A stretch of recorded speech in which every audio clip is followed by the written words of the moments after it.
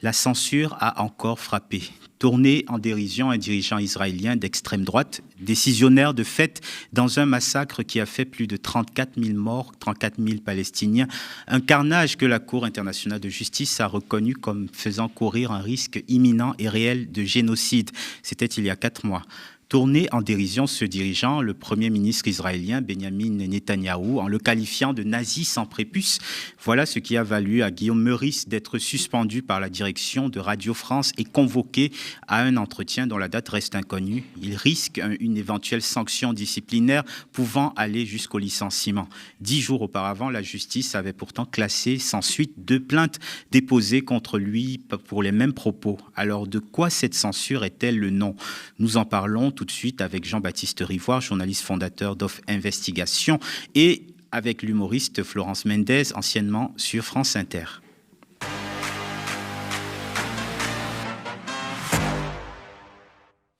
Bonsoir à tous les deux. Bonsoir. Merci d'avoir accepté notre invitation. Alors, comme le disait ma question d'introduction, de quoi cette censure, selon vous, est-elle le nom? Je commence par vous, Florence.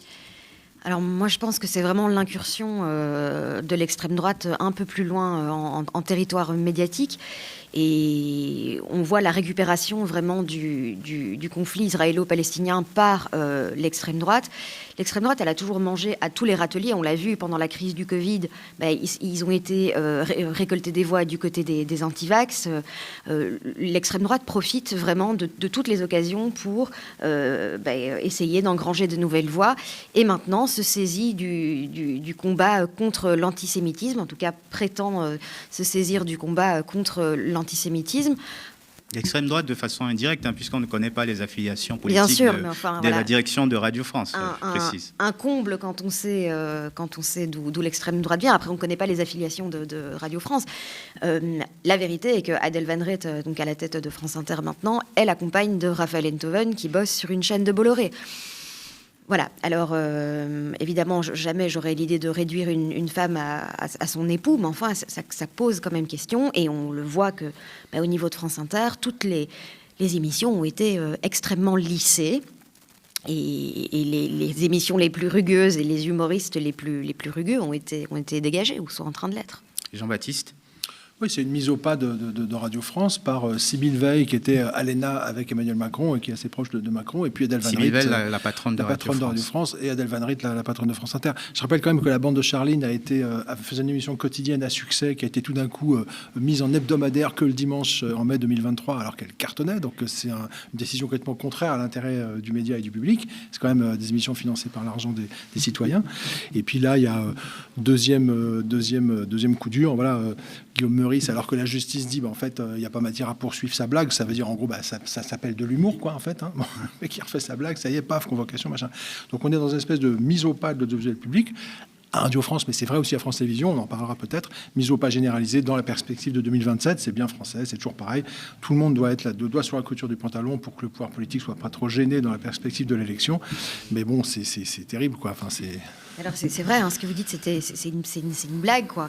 Et la blague, on a le droit de pas l'apprécier, mais enfin, si tout le monde était en prison pour si les blagues pas drôles étaient illégales, Marlène Schiappa, elle serait en prison depuis longtemps avec tout celle qu'elle a fait. Enfin, je veux dire, il y a un moment où Guillaume Meurice est humoriste et sa blague n'était certainement pas antisémite. Vous avez officié, vous, Florence, à France Inter. Comment ça se passait en interne avec les limites? Est-ce qu'il y avait des limites à franchir ou pas franchir avec les blagues? Moi, j'étais dans l'émission de Nagui, et on devait rendre notre texte avant. Et c'est clair que plusieurs fois, Nagui notamment a pu me faire des réflexions sur le fait que c'était parfois trop engagé. Si vous voulez rester dans l'émission de Nagui, c'est simple, il faut parler de la fois où vous êtes allé chez Ikea, l'autre fois je suis sortie avec mes potes, tiens les chiens, le sport, il faut pas aller... il faut pas être engagé politiquement. Pas des masses, non. C'est, voilà. Et puis moi, moi je suis partie... de l'émission de Nagui après avoir quand même subi du harcèlement de la part d'une des collègues de Nagui, et j'ai contacté absolument tout le monde au sein de cette chaîne pour pouvoir reporter ce que j'étais en train de vivre, la cellule harcèlement, la direction des ressources humaines, à peu près tout le monde, et Ce n'est que quand je suis allée 8 mois plus tard publiquement que là j'ai eu un coup de fil d'Adèle Van Reet qui m'a dit qu'est-ce qui se passe. Et elle a dit que je n'étais pas persona non grata sur France Inter, mais j'y suis jamais revenue. Donc en interne, ça devient compliqué, quoi. Et Nagui, pour l'instant, il n'est pas inquiété parce que je pense que Nagui, il doit avoir des contacts avec certains politiques aussi. Donc, Jean-Baptiste, vous qui avez subi une censure à Canal+, qui est un groupe privé, comment expliquer que la direction de Radio France, ce service public, prenne ce genre de décision éminemment politique quand même, de censurer un humoriste pour une blague politique? Parce que la direction de Radio France est politique. La direction de Radio France est nommée sur des critères politiques. On ne met pas n'importe qui à la tête de l'audiovisuel public, que ce soit Radio France ou France Télé. Donc, quand c'était Sarkozy, il avait démonté les humoristes de France Inter. On se souvient Stéphane Guillon pour mettre Philippe Val à la tête de la station et Jean Lucas et reverrouiller le système dans son intérêt. Là, les macronistes exercent quand même un pouvoir extrêmement fort sur l'audiovisuel public. Je rappelle quand même qu'ils ont supprimé, par exemple, la redevance, qui était la seule mode de financement pérenne de l'audiovisuel public. Et maintenant, les patronnes de l'audiovisuel public doivent venir supplier pour avoir un budget tous les ans auprès du gouvernement. Donc, comment voulez-vous être libre? Enfin, là, on est dans une fiction totale en France. On parle toujours de l'indépendance de l'audiovisuel. Enfin, c'est n'importe quoi. C'est du baratin. Ni l'Arcom n'est indépendante du tout. Son patron est nommé par le président. Ni l'audiovisuel public n'est du tout indépendant. Il est financé par l'État. Il dépend de l'État pour son gouvernement. Les patrons sont nommés par les dirigeants publics. Donc là, il y a un gros problème. C'est-à-dire que les citoyens, ils se font avoir, en fait. C'est-à-dire qu'ils payent deux fois. Ils payent pour la pub et ils payent pour l'audiovisuel public qui, en fait, est à la botte politiquement. Donc c'est quand même un énorme problème, quoi. D'ailleurs, on le voit pas que sur France Inter, sur les autres chaînes du groupe Radio France, sur France Info, des émissions de débat, les prises de position politiques sont assez courantes dans les émissions et le manque de diversité dans les intervenants est flagrant. C'est extrêmement biaisé, c'est des rédactions de blancs, il y a un énorme problème, quoi. Les femmes sont maltraitées, ça fait quand même beaucoup de problèmes. De toute façon, ce genre de truc, tant qu'il n'y a pas et des rédactions mixtes où il y a et des hommes et des femmes et des rédactions mixtes socialement où il y a un peu tout le monde, on n'y arrivera pas. De toute façon, tant que les enfants de la bourgeoisie française deviendront journalistes, non, mais à un moment donné, on ne va pas y arriver. C'est une caste d'enfants de familles qui ont réussi et qui ont du fric. Donc c'est compliqué. Je ne sais pas comment c'est pour les journalistes, mais il faut savoir qu'il y a aussi un gros problème sur France Inter, et c'est la manière dont sont traités les humoristes. Il faut savoir que les humoristes sur France Inter, on est quand même dans une précarité et un boulot qui n'est pas assuré du tout. Vous signez votre contrat au jour le jour. Moi, ça me faisait toujours rigoler de lire les bobos. Moi, je ne viens pas du tout d'un milieu aisé financièrement. J'étais payée 130 balles net la chronique, et du jour au lendemain, vous pouvez sauter, disparaître, et on s'en fout, puisque France Inter, c'est le Graal des humoristes, donc vous en avez 19 pour vous remplacer, ce qui fait que non, vous n'êtes pas écouté, vous n'êtes pas... Et vous savez que si vous voulez garder votre place, il faut bien suivre la ligne qu'on vous impose. Il faut rire là où il faut. Voilà, ce qui a toujours été une de mes grandes qualités, me soumettre à l'autorité et faire ce qu'on me demande. Mais donc c'est qu'il y a plein de problèmes sur France Inter, et voilà, c'est comme vous dites, c'est une question de pouvoir, et effectivement, ils sont tous gentiment entre blancs, entre riches. Mais en fait, cette situation de précarité fait écho à celle des journalistes pigistes qui sont corvéables à merci et ne peuvent pas exprimer une quelconque opinion. Oui, c'est sûr que la profession de journaliste est aussi très précarisée, avec des contrats très courts, qui fait que c'est très compliqué de se battre, en particulier dans ces grands groupes audiovisuels publics, ce qui est quand même pas très normal, quoi. Le système d'ailleurs même de recrutement, on entend parler du planning, certains ne savent pas exactement ce que c'est, mais c'est un système extrêmement précaire dans lequel les journalistes peuvent être trimballés dans les quatre coins de la France pour Radio France. Oui, ou plus rappelé. Moi, quand j'ai commencé à bosser il y a quelques années, je faisais des petits contrats à France 3 Régions, t'es appelé pour 3 jours, 4 jours. Bon, t'as intérêt à être dans la ligne. Après, ils sont sympas à France 3 Régions, mais si tu plais plus, tu bosses plus, en fait. Donc, ouais. Pour les humoristes, en tout cas chez Nagui, c'était pareil, quoi. Vous avez dans le bureau de la rédac un grand tableau blanc avec les jours de la semaine, et puis vous voyez vraiment que y a des chroniqueurs qui sont là 2-3 fois semaine, et puis il y en a moi, une fois que je me suis fait hurler dessus par la collègue de Nagui, j'étais présente, je bouchais les trous, quoi. C'était vraiment Et donc voilà, mais vous savez, il n'y a pas qu'Inter. Moi, je me suis fait virer du groupe M6. On avait une émission féministe qui s'appelait Piquante. Et pendant 3 ans, on a fait des blagues sur Darmanin et ses accusations de violence sexuelle contre lui. Et puis, moi, j'arrive, je vois Darmanin qui sort du bâtiment d'M6. Moi, je suis dans la rue, je crie Darmanin violeur, quoi. Et je me suis fait virer pour ça. Ça valait tellement le coup.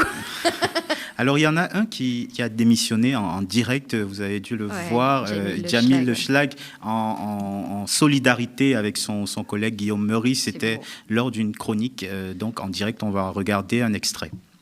Pas de me faire licencier. Je vais faire une Lionel Jospin 2002, une Jospinade, comme on dit dans le milieu. J'en tire les conclusions en me retirant du service public. Après la fin de l'émission de ce soir. Voilà.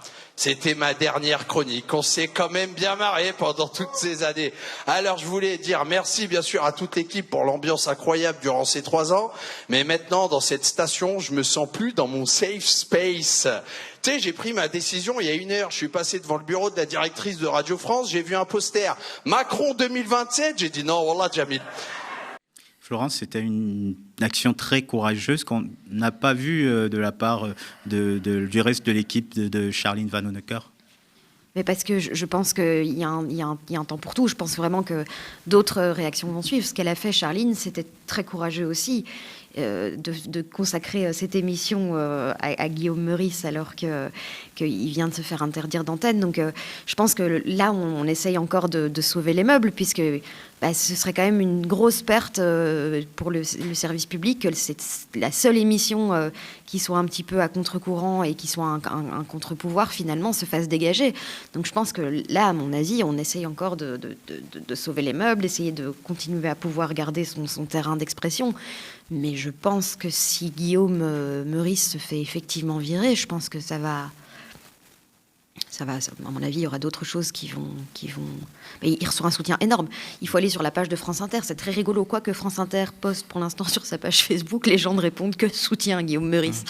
Donc, Jean-Baptiste, tsunami, cette polémique illustre quand même une certaine ambiance où le moindre soutien à ce qui se passe, enfin, du moins à la population palestinienne. On l'a vu avec les étudiants qui manifestent devant Sciences Po ou la Sorbonne. Le moindre soutien devient périlleux. Ah oui, non, mais ça devient complètement dingue. C'est-à-dire que c'est quand même un peuple qui n'a pas d'État depuis, 60 ans, enfin, qui est quand même martyrisé non-stop. Enfin, ça n'a pas commencé le 7 octobre. Hein. Le problème israélo-palestinien, ça fait des dizaines d'années que ça dure, des dizaines d'années qu'on ferme les yeux, des dizaines d'années que les colons grignotent des terres sur le dos des Palestiniens et des bergers en Cisjordanie, les humilient, font exploser des maisons, et tout le monde s'en fout, quoi. Donc là, il y a un moment donné, maintenant, on n'aurait même plus le droit de dire, mais qu'est-ce que c'est que ça? On tue 40 000 civils, et probablement beaucoup plus, donc c'est juste proprement scandaleux. Mais pour revenir sur le métier qu'on fait, toi en tant qu'humoriste et moi en tant que journaliste, je pense qu'à un moment donné, par rapport à l'audiovisuel privé, on a assez bien compris quand même qu'il fallait marcher au pas, donc il y a peu d'espoir, chez M6 ou ailleurs. Je ne parle même pas de Bolloré, mais il y a encore de l'espoir sur l'audiovisuel public, et je pense qu'à un moment donné, il faut quand même qu'on regarde les choses un peu lucidement. Et je sais que c'est des décisions difficiles à prendre, mais je pense que les gens qui ont du talent et qui sont libres d'esprit dans l'audiovisuel public doivent se barrer maintenant, partir, et faire confiance à la population de ce pays. Monter des médias indépendants, monter des chaînes YouTube s'il faut. Enfin, faut sortir de ça, parler à la population qui voit bien ce qui se passe. Et les gens, ils sont prêts à financer des choses, quoi. Ils ont besoin de rigoler, parce que de dire à un peuple qu'on n'a plus le droit de rire, c'est quand même super grave. Il y a eu les Guignols avec Bolloré. Il y a eu VDB et Madénian dès la campagne de Macron en 2017, fumée par Delphine Ernotte, parce que juste ils avaient rigolé sur Macron. Enfin là maintenant on peut même plus rire à France Inter. Enfin ça devient délirant. Donc sortons de là, arrêtons de dire mais peut-être ça va s'arranger. Moi j'y crois pas. Je pense que le service public va être caporalisé jusqu'à la présidentielle de 2027. Ça va être de plus en plus réac, de plus en plus à droite. Et le pire, c'est que le pouvoir actuel, il veut faire fusionner les 4 entreprises d'audiovisuel public pour en faire un seul truc avec un seul chef. Tout le monde sur le doigt de la couture du pantalon. Pour faire quoi? Pour donner ça. On va donner les clés à qui en 2027 de ce truc-là qui aura été mis en ordre de bataille avec essentiellement des gens de droite dedans? On va le donner à qui les clés? Qui c'est qui va gagner en 2027? Avec le risque de voir Marine Le Pen arriver au pouvoir, si Le Pen arrive au éventuellement. pouvoir, il a un audiovisuel public aux ordres. Ah bah, c'est hyper grave, quoi. Ce qui est terrifiant avec l'extrême droite, c'est que l'extrême droite a toujours utilisé les armes de la démocratie contre la démocratie. Ils sont là toujours à dire la liberté d'expression, etc. Et c'est vrai qu'en Belgique, moi je suis belge, on a un truc, une tradition qui est le cordon sanitaire, qui est on n'invite pas des personnalités d'extrême droite dans les médias. Et moi j'ai toujours été en tant que belge très très choquée de voir à quel point ces gens sont invités sur les plateaux pour défendre leurs idées, et ils répandent des trucs faux, et les gens qui les écoutent et qui votent pour eux prennent pas toujours la peine de vérifier que ces trucs sont faux ou pas. Donc et une fois qu'ils arrivent au pouvoir en se plaignant que la liberté d'expression, on peut pas tout dire, on peut plus tout dire, alors que ce sont les premiers historiquement à avoir cadenassé la presse, la pensée, etc. des gens. Donc c'est catastrophique. C'est catastrophique. On est très loin de l'esprit Charlie qui avait animé la période post-attentat à Charlie Hebdo. Qu'est-ce qui s'est passé pour que la presse se délite? Parce qu'en termes aussi de soutien médiatique, on a l'impression que Guillaume Meurice n'est pas particulièrement soutenu que ça dans le monde médiatique. De toute façon, le monde médiatique, qui c'est qui le tient aujourd'hui? À part 5 milliardaires et le gouvernement, voilà, donc le monde médiatique, il est ailleurs aujourd'hui. Enfin, le vrai monde médiatique, celui qui fait pas de la propagande ou machin, il est dans les médias indépendants. Et c'est là qu'il y a un énorme soutien. Et puis les citoyens, ils s'y trompent pas. Je crois qu'ils voient bien qui est libre. Après, ça veut pas forcément dire gauche ou droite. Enfin, un média indépendant, il a le droit d'avoir des journalistes qui ont chacun leurs idées. C'est pas la question. Puis chacun a des idées différentes et c'est très bien comme ça. Mais il y a une différence fondamentale quand vous travaillez payé par les citoyens plutôt que quand vous êtes obligé d'obéir à un actionnaire et à un annonceur publicitaire ou à l'État. Ça se voit à l'antenne de manière spectaculaire, quoi. Et puis je crois aussi que l'esprit Charlie a aussi servi à alimenter des idées islamophobes et que voilà, qu'il y en a beaucoup qui ont confondu l'esprit Charlie avec juste le fait de dire de la merde sur les musulmans, quoi. Enfin, clairement. Donc l'esprit Charlie. Alors, il y a quelque chose d'assez inédit qui s'est passé aujourd'hui. Je voulais vous en parler, puisque le gouvernement belge, de chez vous, Florence, gouvernement de droite, a décidé d'une série de sanctions contre Israël. Et le Premier ministre de droite, donc, a dit « D'ici 10 ans, on nous dira, vous avez regardé et vous n'avez rien fait ». Alors, ce qui a fait dire à un tweetos que la droite belge est plus de gauche que le PS. Chacun se fera son idée de la réalité de cette déclaration. Mais est-ce que ce qui se passe en Palestine aujourd'hui, et cette polémique sur Guillaume Meurice notamment, interroge aussi notre responsabilité morale pour les années à venir en tant que journaliste, en tant qu'humoriste? Ça, je pense que c'est évident. Mais ça, c'est à peu près sur tous les sujets de société. Il faut pouvoir se regarder dans une glace et il faut pouvoir aussi prendre des actions concrètes et surtout en tant qu'humoriste, les humoristes engagés qui font des chroniques sur les sujets d'actualité, etc. Et en fait, une fois que leur chronique est finie, ils ont 3 minutes d'engagement et puis c'est fini. Donc pour maintenant, il faut trouver ce courage-là. Alors, on en discutait en bas en attendant de passer sur le plateau. À un moment, on risque tous de perdre notre taf, mais on ne peut plus accepter d'avoir peur et de ne pas parler parce que on va devenir encore plus esclave, encore plus asservi et ça va être encore plus une catastrophe. Donc, c'est maintenant qu'il faut se rebeller et se rebeller en nombre face aux injustices. Et il ne faut pas avoir peur de s'exprimer. Moi, j'ai pas eu peur de m'exprimer sur le conflit israélo-palestinien, tout en reconnaissant que oui, l'attentat était dégueulasse et que le 7 octobre. Voilà, l'attentat du 7 octobre était dégueulasse et que le fait de soutenir la Palestine dans son émancipation, etc., ne signifie en aucun cas que j'accepte la moindre remarque antisémite et donc il faut pas avoir peur de prendre position parce que un jour des gens vont prendre position à notre place et on n'aura plus le choix. Et tant qu'on peut encore parler, il faut le faire parce que je ne sais pas combien de temps ça va durer. Jean-Baptiste, sur cette question de la responsabilité morale, alors qu'on assiste en quasi temps réel à ce qu'on peut clairement qualifié de génocide. Du moins, c'est ce que la Cour internationale de justice dit. Oui, c'est clair. Ça commence à faire un moment que certains médias français commencent à ressembler à des médias de la haine. Moi, je me souviens de ce qui s'est passé au Rwanda en 93-94, juste avant le génocide. Il y avait une radio qui s'appelait Radio Mille Collines, qui toute la journée déversait sa haine des Tutsis, qu'on appelait les cafards. Et balançait les noms balançait les noms des gens, etc. Et cette radio a préparé les esprits. Après, il y a eu la livraison des machettes, et puis il y a eu La France aussi qui a armé le régime Hutu de Habyarimana dans les 3 ans avant le génocide. Mais je veux dire, il y a une responsabilité médiatique écrasante. Bon, aujourd'hui, on est dans des médias qui vont vers une espèce de haine, des médias racistes, carrément, enfin ouvertement, avec un ARCOM, un Roch-Olivier Mest qui fait, mais quand même à peu près pas grand-chose. Enfin, il y a quelques sanctions dont tout le monde se fiche parce que de toute façon, ça menace pas leur équilibre économique. Donc ça continue, ça s'aggrave, ça contamine maintenant l'audiovisuel public. Donc là, on est sur une dérive en France qui est quand même très particulière. Donc je pense que face à ça, il faut vraiment ouvrir les yeux. Chacun interroge son métier, sa moralité. Effectivement, là, il faut maintenant faire le job et résister à cette dérive si on veut faire notre travail. Et faire de la vraie info ou du vrai humour libre. C'est maintenant qu'on aurait besoin des guignols de l'info, c'est maintenant qu'on a besoin d'humoristes qui font le job, quoi. Grave. Il faut arrêter de mettre de l'eau dans son vin en se disant ça va passer, je courbe les chines, ça va s'arranger. Non, ça va pas s'arranger du tout. Il faut le dire clairement aux gens, quoi. Et ce qui est terrible aussi, c'est que beaucoup de médias considèrent que l'extrême droite a une opinion pertinente sur certains sujets. Moi, j'avais été invitée par BFM TV pour parler du MeToo stand-up. Non, c'était pas le MeToo stand-up, c'était Depardieu. C'était avant le MeToo stand-up. Et je suis invitée, et je ne sais pas, on me le dit au dernier moment, sinon j'aurais refusé. J'apprends en direct qu'en fait, je dois débattre avec le rédac-chef de Valeurs Actuelles. Moi, je débat pas avec l'extrême droite. Mais qu'est-ce que vient foutre le rédac-chef de Valeurs Actuelles pour parler de Depardieu? Voilà. Et en fait, très vite, je l'ai cassé, je ne l'ai pas laissé arriver au moment où il allait encore dire que oui, mais les musulmans, ils traitent les femmes comme... Mais honnêtement, que vient foutre le rédacteur en chef de Valeurs Actuelles pour parler d'écologie, pour parler de... Ta gueule, en fait, t'as quelle expertise? T'as quelle expertise, mec? Aucune. Parce que souvent, et selon fois, quand l'extrême droite arrive au pouvoir, il y a une chose qui se transparaît, c'est son incompétence.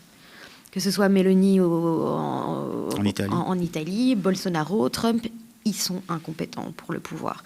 Alors pourquoi est-ce qu'on continue à les inviter comme des experts sur des sujets de société Ça pose une question qu'on a beaucoup entendue lors de la commission d'enquête récente sur CNews, la pluralité, le pluralisme dans les médias. On est quasiment contraint quelque part de faire entendre toutes les voix, mais quelle est la limite finalement? La limite de quoi?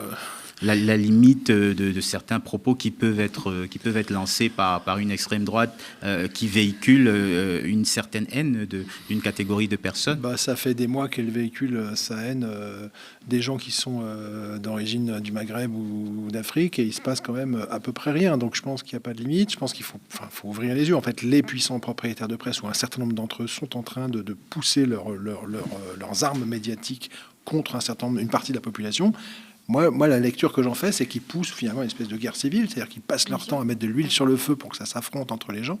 Et je pense, moi, qu'en fait, ils ont tiré les enseignements de ce qu'on a appelé les gilets jaunes. Pour faire court, les gilets jaunes, c'est quand même beaucoup de Français dans la rue, de droite et de gauche.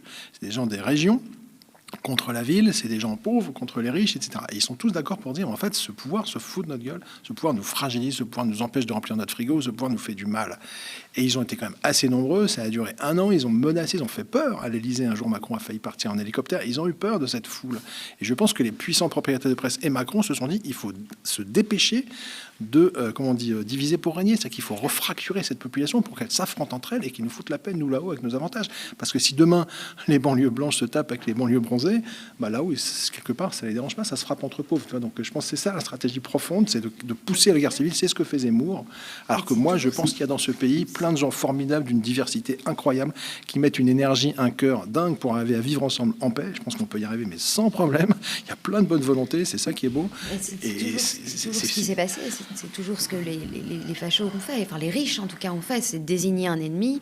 Et c'est ce que j'avais posté sur story récemment. C'est ok, super les gars, quand vous serez tous entre blancs, entre hétéros, et que vous serez toujours pauvres et que ce sera toujours la merde, vous vous rendrez peut-être compte que finalement c'était les riches et pas les musulmans et les drag queens qui lisent des histoires aux enfants le problème, quoi.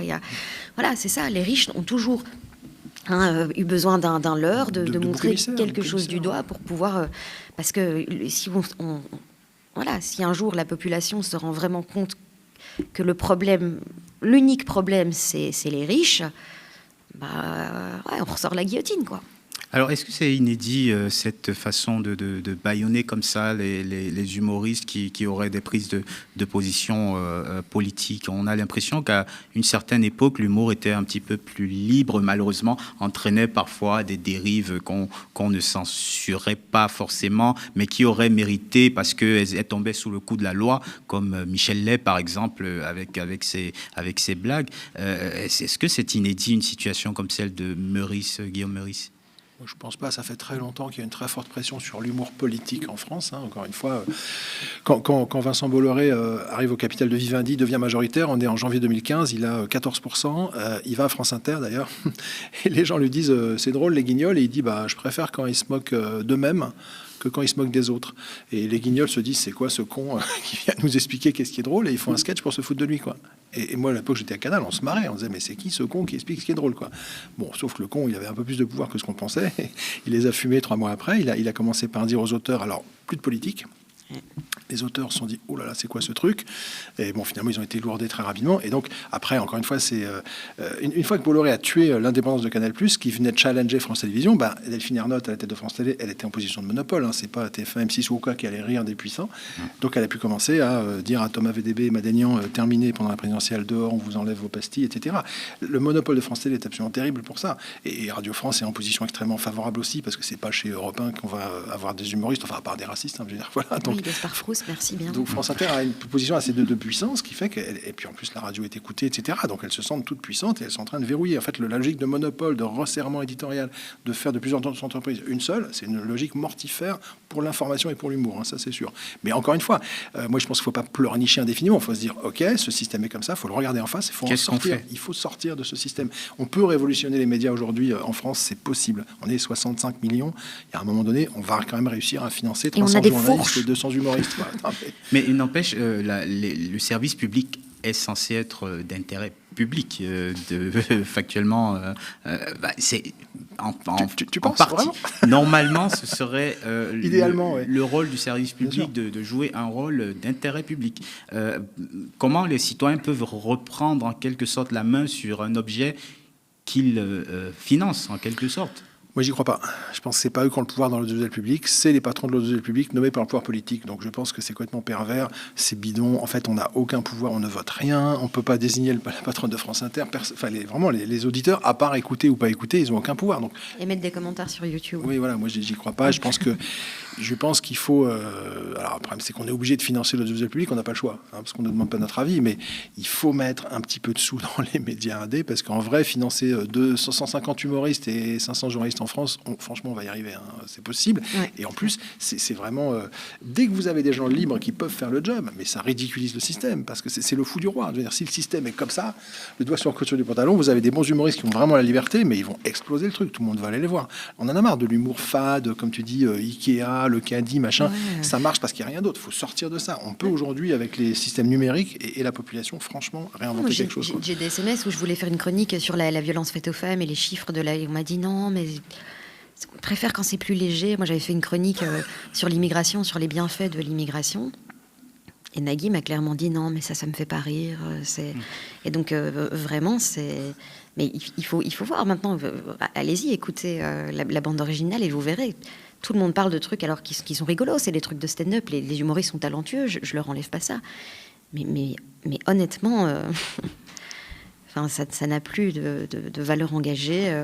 Il y a Tanguy Pastureau qui est encore toléré parce qu'il tape sur tous les politiques en même temps. Mais, Et ce qui est pervers dans ces espèces de petites restrictions, de bouts de censure insidieuses et tout, c'est que ça se passe beaucoup en coulisses. Et tu ne le vois pas parce que personne ne peut dénoncer, sinon on perd son boulot. Donc les gens disent rien, puis petit à petit on laisse bouffer le truc.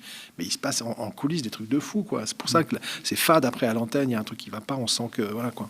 Oui, dans le cas de Guillaume Meurice, ce qui a aussi... ajouté à la médiatisation, ce sont ces 2 plaintes déposées par d'ailleurs la même organisation qui a poursuivi les députés LFI, la députée LFI Mathilde Panot et Rima Hassan. C'est ça qui a contribué à la médiatisation, c'est qu'une organisation sombre, obscure organisation juive censée être de défense juive aille poursuivre sur le terrain judiciaire un humoriste. Mais elle peut porter plainte contre un humoriste. Bon, c'est un peu débile, mais admettons. Bon, après la justice regarde, la justice, elle a été obligée de dire, mais en fait, il n'y a pas matière à faire un procès. Non, Les choses sont claires. Voilà. Ça a été tranché. Maintenant, c'est terminé et que Radio France le laisse travailler. En plus, enfin, moi, je sais pas, ils vont le virer sur quel prétexte, en fait? Il a fait une blague qui est légale. Bon courage pour justifier le licenciement. Non, mais tu vois... Ouais, mais ce qui s'est passé, je crois qu'ils vont essayer aussi de les pousser à la démission aussi. Hein. Déjà de dire on va supprimer un tiers du budget de l'émission Mais de bien Charline sûr. Vanhoenacker à la rentrée, pourquoi supprimer? Ça marche bien. Mais moi j'ai connu pareil chez Bolloré, les trucs qui marchaient bien, il nous trouvait des poux dans la tête de partout, il y avait toujours un truc qui allait pas. Il a commencé par dire à Yann Barthès, tu vas passer en crypté, on va réduire ton budget. Bon, le petit journal ça cartonnait. L'autre il a compris, il s'est barré dans le groupe TF1. Heureusement qu'il y avait un autre endroit qui pouvait l'accueillir, mais ces gens-là qui veulent censurer le truc vous inventent toujours 15 raisons pour dire que ça va pas. Et il y a des gens qui se culpabilisent un peu bêtement. Ah, mais je devais peut-être pas être très drôle. Au début, tu dis c'est de ma faute et tout. Non, faut arrêter le délire. Ces gens étouffent l'information et l'humour. Faut être clair. Et alors, ce qui est horrible, c'est qu'il y a vraiment une manière de procéder. Moi, je l'ai vécu chez France Inter et chez M6 aussi d'ailleurs, pour vous empêcher de parler publiquement. C'est d'abord, on vous fait croire que c'est pas tout à fait mort, qu'il y a moyen qu'on vous garde. Et alors, on se dit, bon, alors on dit, ouais, mais tu vois, si tu parles tout de suite, ça va être mort. Tu on vois, te fait mariner pendant des mois. Attends, on te fait mariner pendant des mois. Donc il y a une censure qui peut être un peu sourde, un peu Bien tacite, sûr, bien sûr. implicite. C'est vraiment le but, c'est étouffer le truc. Mais regardez la technique Charline. Il y a un an, ils veulent invisibiliser Charline, l'empêcher de nuire. Ouais. Qu'est-ce qu'ils font? Ils la suppriment pas totalement. Sinon, qu'est-ce qu'elle fait demain matin? Elle sort et elle balance toutes les saloperies de France Inter. Donc ils lui disent alors, on va t'enlever ta quotidienne, tu vas garder une petite, le dimanche, une petite émission le dimanche.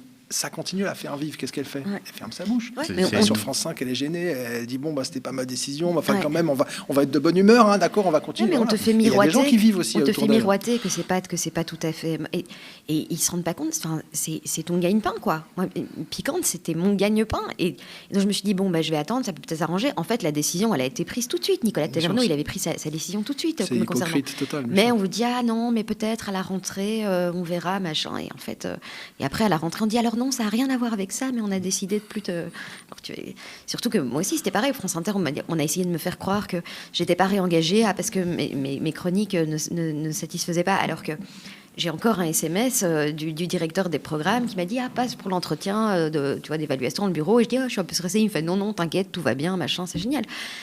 Et donc c'est vraiment ça, mais on te fait miroiter que tu auras peut-être encore du En fait, boulot. on assiste à une sorte de placardisation C'est ça, de c'est complètement certains éditorialistes, humoristes, c'est vraiment journalistes, ça. qui fait perdre en qualité l'aspect général des programmes, du contenu qui nous est proposé. Puis même au-delà de ça, France Info ou France Inter, moi, ça fait un moment quand même que j'ai l'impression d'écouter Radio Macron. Alors c'est très insidieux, mais je veux dire, dans les infos, tu as les éléments de langage du gouvernement tout le temps.